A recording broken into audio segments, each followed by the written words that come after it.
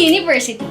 Bicol University, also called Pamantasan ng Bicol, is the premier state university in the Bicol region, founded on June 21, 1969, promoting scholarship, leadership, character, and service as its core values. It continues to garner national and international distinction that uplifted its moral as an excellent slate of learning in the locality. It is clear from the fact that the Bicol University's numerous institutions and campuses within the region offer top-notch instruction, from its top-caliber faculty and administration staff to the students it supports every day. One of these is the Department of Accountancy within the College of Business, Economics, and Management in Durga campus, which has clearly demonstrated distinction over time. BUCBM also provides an excellent environment and a wholesome, meaningful experience through its various organizations, such as the Junior Philippine Institute of Accountants, which offers extracurricular and non-extracurricular activities for students interested in becoming accountants in the future. Graduates of this program consistently show that Bicol University is an excellent school, as it achieved exemplary achievements in producing top-notchers in the licensure examinations for certified public accountants. It is evidenced from the result of May 2022 Sipale, as Emmanuel Jerusalem and Bethany Jane Carrizo placed 6th and 7th respectively.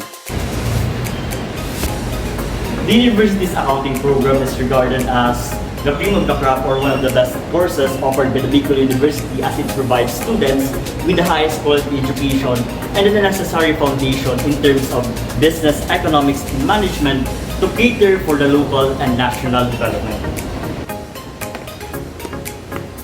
Excuse me, can I ask, why did you choose BS Accountancy? I chose BSA course since it serves as an excellent foundation, particularly in various disciplines like in the management and finance. Additionally, it provides wealth of opportunities and salary, especially when I become a certified public accountant. It is also a good pre-law course since it covers topics like taxations that are also covered in law school.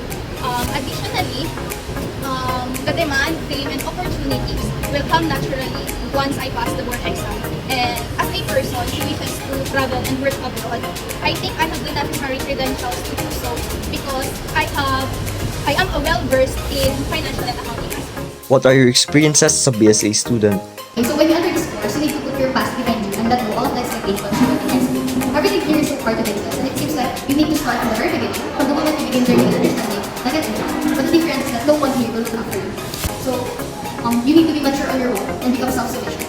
This program teaches me to appreciate and celebrate small victories and accomplishments. Back then, I was able to get 6 mistakes, but now that remains 4 out of 100. So the constant feeling of being stupid and disappointed, because I used to be an honor student who aced every exam, but now I'm constantly feeling like it's a normal game.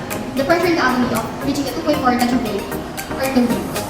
So there are times that I would question myself ano nangyayari sa akin? I've never been like this before. Is this really meant for me? Or will I be able to keep up? Or what if I decide to shift into a different course? You keep on studying but still failing, and it seems like I feel like I'm running out of time, and it's giving me trauma at the same time burning me out.